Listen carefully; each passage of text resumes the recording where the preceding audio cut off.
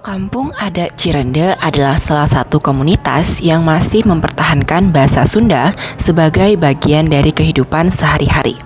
Di sini, bahasa Sunda digunakan bukan hanya untuk komunikasi, tetapi juga untuk upacara adat, musyawarah, dan penyampaian nilai-nilai leluhur. Fenomena uniknya adalah ketika banyak daerah lain mulai mengalami pergeseran bahasa, Kampung Cirende justru tetap menjaga penggunaan bahasa Sunda yang lebih murni dan penuh sopan santun. Untuk memahami fenomena ini lebih dalam, mari kita dengarkan penjelasan dari Kang Triana. Kan kita udah ngejelasin ya, Akang juga udah ngejelasin tentang kesenian, tentang kepercayaan, tentang teknologi dan juga kebiasaan di Kampung Adat Cirende. Dan mungkin dari saya itu kan orang yang berasal dari luar Pulau Jawa ya. Dan saya tuh Dari mana kamu? dari Medan. Oh, ya. Dan belum terpapar dengan bahasa-bahasa Sunda. Dan tadi juga ada masyarakat di sini yang menggunakan bahasa Sunda sebagai hari-hari. Nah, mungkin kalau dari saya, bagaimana menurut Akang cara melestarikan bahasa Sunda di era yang dimana anak-anak ini kan udah terpapar ya dengan bahasa-bahasa gaul? Sebenarnya susah, karena memang ada penelitian dari Unpad juga kebetulan beliau disertasi. Katanya bahasa Sunda ini hilang satu kata satu hari. Kalau satu tahun 360 hari, 360 kata gitu. Memang itu adalah cara ciri bangsa.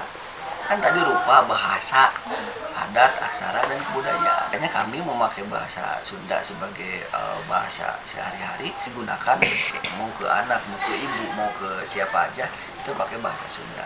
Termasuk ke para pengunjung juga. Makanya memang ya tugas kita bersama untuk melestarikan bahasa Sunda. Ya harus jadi kebanggaan. Intinya gini, harus jadi kebanggaan bahwa kita ini orang Indonesia, kita ini orang Sunda, dan harus bisa bahasa Sunda. Itu sih harus jadi kebangsaan dan harus ditekankan ke dalam diri kita. Kalau gengsi, kalau misalkan saya mau pengen bahasa Inggris, saya mau pengen bahasa Inggris, saya mau pengen bahasa orang luar negeri, Korea dan sebagainya, nggak boleh, bisa mah nggak apa-apa, tapi jangan lupakan akar kita, jangan lupakan wiwitan kita. Jadi belajarnya itu dari kesadaran, disadarkan dulu anak-anak bahwa kita ini jadi orang Sunda, kita ini orang Sunda, dan itu bukan pilihan, dan itu harus dilestarikan. Masih Akang chatan sama anak Akang di WA itu masih ke bahasa Sunda, termasuk di keluarga ya, dari keluarga juga chatnya pakai bahasa Sunda gitu. Jadi kemarin ada penelitian dirumuskan dari kunjungan itu, khusus di bahasa ya, dari kunjungan itu ternyata nggak terlalu berpengaruh. Dia sekolah keluar juga nggak terlalu berpengaruh. Ternyata yang paling berpengaruh itu adalah HP.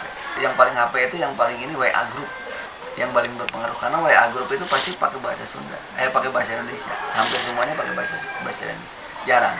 Dan sekarang marilah kita saksikan bersama-sama wawancara antara saya dengan Akang Gema dari SMK 1 Cimahi. Belajar bahasa Sundanya itu emang dari kecil atau gimana? Ya, buat belajar Sunda aku sendiri itu tahunnya teh dari 5 tahun ke atas. Diajarin sama orang tua gitu? Ya, Seberapa efektif sih kalau misalnya sekolah itu ada kelas bahasa Sunda? cukup efektif. Pastinya sih kalau buat aku sendiri diajarin oleh guru tuh udah sih dasar.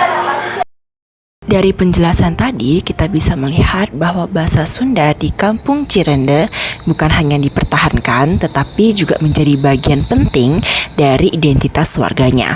Semoga video ini bisa membuka wawasan kita tentang pentingnya menjaga bahasa daerah. Hatur nuhun sudah menonton, sampai jumpa di video berikutnya.